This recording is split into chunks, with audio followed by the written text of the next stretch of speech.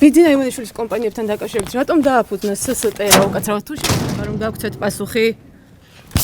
უკაცრავად.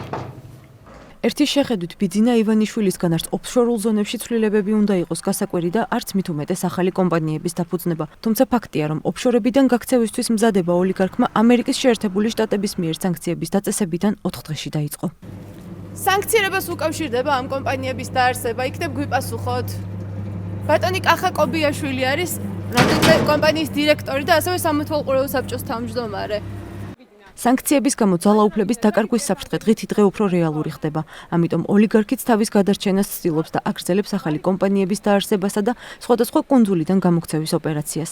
ბიძინა ივანიშვილის საქართველოში მოქმედი ოფშორული კომპანიების მთავარი წარმომადგენელი მისი დისშვილი კახა კობიაშვილია. გუშინ 24 იანვარს სწორედ მან გადაუფორმა უსასყიდლოდ ატუ ჰოლდინგის აქციების 100%-ის მესაკუთრეს უტა ივანიშვილს 78 მილიონიანი აქტივის მქონე შპს ფინსერვისი, რომელიც ამ დრომდე ცენტრალურ ამერიკაში ბელიზში რეგისტრირებული კომპანიის საკუთრებაში იყო. კახა კობიაშვილმა მისი ოჯახის წევრების მსგავსად პასუხები არც თავად გაგვცა და ტელეფონი კითხვის დასმამდე გაგვითიშა.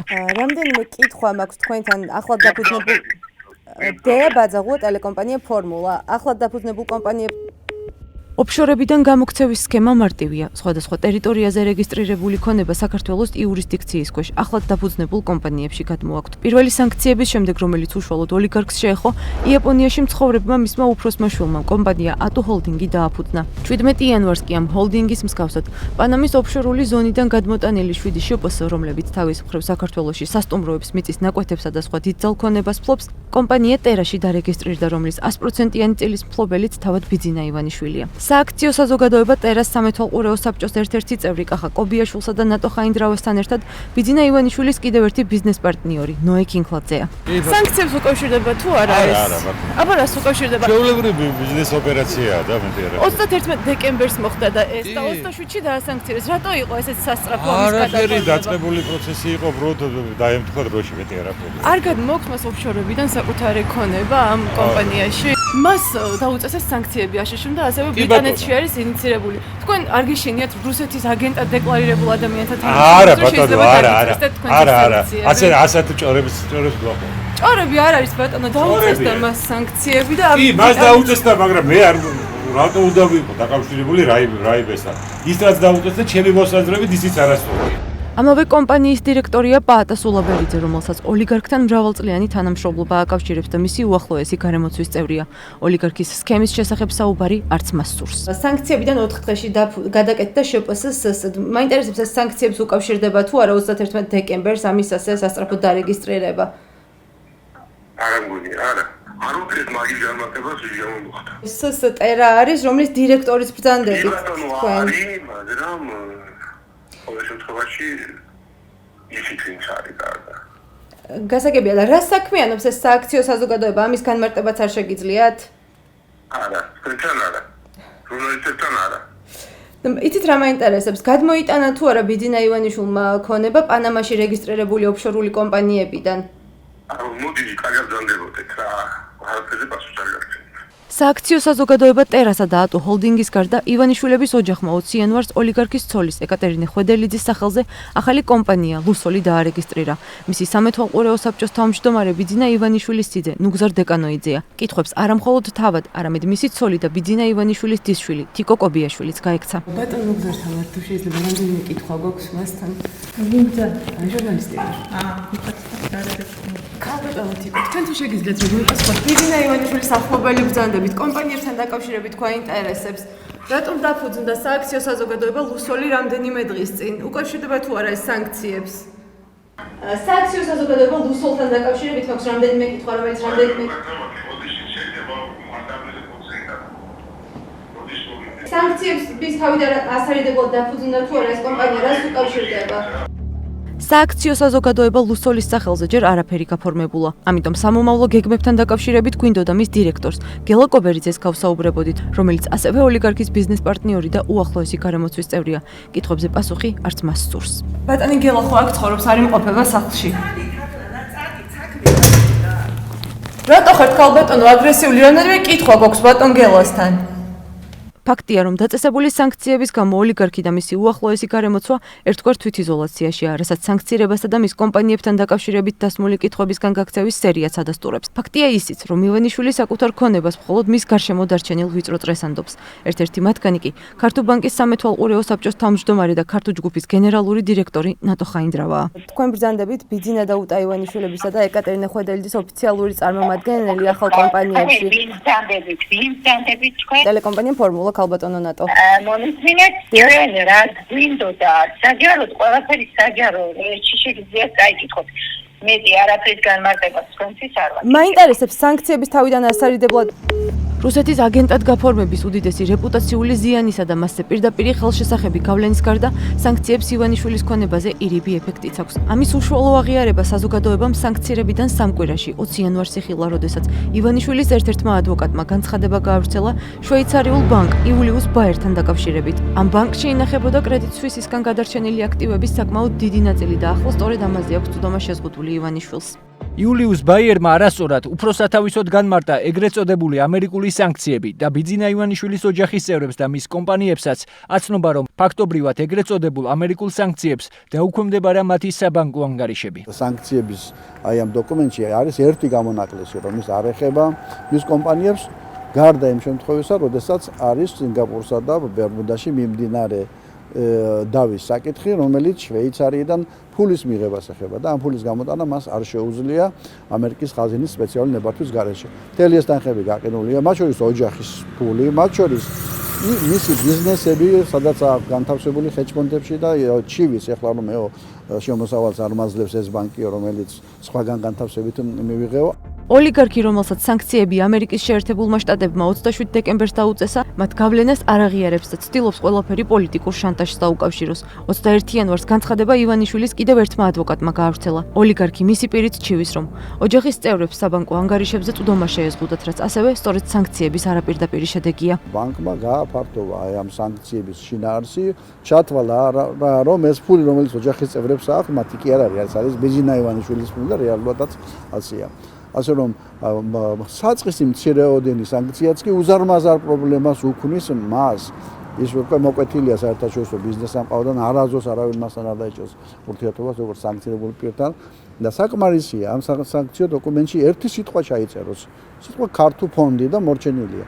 ქართულ ფონდი ფლობს ყველაფერს, რაც კი მას აქვს მთელ მსოფლიოში. ბიძინა ივანიშვილი შვეიცარიული ბანკის ქმედებებს უსაფუძვლო დავალების შესრულების მექანიზმად აფასებს. ამის საილუსტრაციოდ კი მორიგ კონსპირაციულ თეორიას ავითარებს, რომელშიც მისი გარემოცვის ყოფილი წევრი გიორგი ბაჩიაშვილია ნახსენები. შვეიცარიის კონფედერაციის იუსტიციის ფედერალურ სამსახურში გაიგზავნა 2 შუამდგომლობა სამართლებრივი დახმარების აღმოჩენის თაობაზე. აღნიშნული შუამდგომლობების საფუძველზე გამოთხოვნილ იქნა სრული ინფორმაცია, დოკუმენტაცია იმ ანგარიშების შესახებ, რაც იულიუს ბაიერში გააჩნდათ, გიორგი ბაჩიაშვილსა და ერთ-ერთ იურიდიულ პირს, რომელიც ასევე ფიგურირებს სისხლის სამართლის საქმეში. სამწუხაროდ ყოველგვარი განმარტების გარეშე საგამოძიებო ორგანოს დღემდე არ მიუღია რაიმე პასუხი გამოთხოვილ ინფორმაციასთან, დოკუმენტაციასთან დაკავშირებით. ეს ახალი ეპიზოდია ივანიშვილისა და ქართული ოცნების იმ კონსპირაციული თეორიისა, რომლის მიხედვითაც ისინი გლობალური ომის პარტიასა და Deep States ოლიგარქის საქართველოს ხელისუფლებიდან ჩამოშორების მცდელობაში ადანაშაულებენ. ამ ნარატივს გზავდა ივანიშვილი ჩემს თვალწინ. შესაბამისად, როცა მე უნდა რომ რამე მომაწებოს, ეს არის სასაცილო. მე უარი უთხარი ამის ნარატივის გავრცელებაში და ნებისმიერ მსგავსი ანტიდასავლური პროპაგანდის გავრცელებაში, რაზეც მან რა თქმა უნდა ვერ გადაიტარა და მან გაჩნდა პირველი ბზარი ჩვენს ურთიერთობაში. ამიტომ აქ არანაირი გლობალური ომის პარტია არაფერ შუაში არ არის. საქართველოს და შვეიცარიის შორის არსებობს ხელშეკრულება თანამშრომლობის. ეს ინფორმაცია უნდა იყოს მოთხოვილი გარკვეული არგუმენტების საფუძველზე და მათი არგუმენტები კრიტიკასაც ვერ უძლებდა. შესაბამისად, ვერ გახდებოდა ვერც შვეიცარიის პროკურატურა და სასამართლო და ვერც ბანკი ჯულიუს ბერი ივანიშვილის ხელში იარაღი იმისათვის, რომ სწორედ ჩემზე რაღაც შურიზიება ეწარმოებინა მას. ფაქტია, რომ რუსული ინტერესების გამტარებელი ოლიგარქი ოფშორულ ზონაში რეგისტრირებული ქონების დასავლური იურისდიქციის ქვეშ დატოვებას უსაფრთხოდ ართვლის. ძალაუფლების და ფინანსების გადარჩენას კი საქართველოში გადმოტანით ცდილობს, რაც მისგან არავის უყვირს.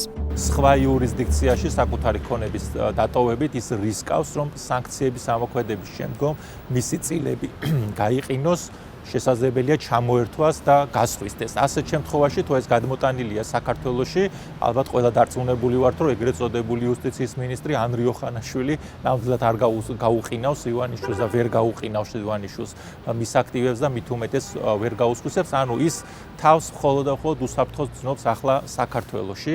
პროკურატურის გაგრძელებად ქცეული სასამართლოს ძალოვანი უწყებებისა თუ სხვა დაწესებულებების ხელით ქვეყანას დაპატრონებული ოლიგარქისთვის ერთადერთი საზრუნავი ძალაუფლების შენარჩუნებაა. ამას ჯერჯერობით სწორედ იმ ძალადობრივ სისტემაზე დაყრდნობით ახერხებს, რომლის წარმომადგენლებიც მის მსგავსად აქციის მონაწილეებისა თუ ოპოზიციონერებზე სასტიკი ძალადობის გამო არაერთმა დასავლურმა ქვეყანამ უკვე დაასანქცირა. მოსამართლეები ძალიან ხშირად ყავდა იქ სტუმრად, ხან მე ველოდებოდი ხოლმე, როცა ისინი გამოდიოდნენ, ხან ჩემს მერე მოდიოდნენ ხოლმე.